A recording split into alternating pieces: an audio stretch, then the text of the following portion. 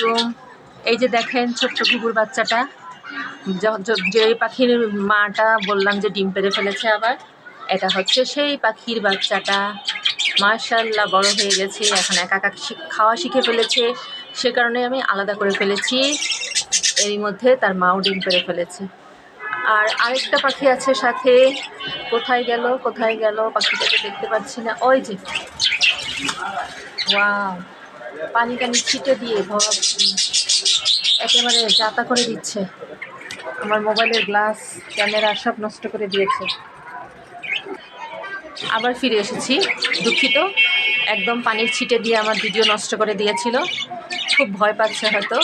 দেখেন আরেকজনের ঘাড়ের অবস্থা দেখেন। জোড়া দিয়েছিলাম এই খাঁচায়, দুইটা পাখির সাথে রেখেছিলাম।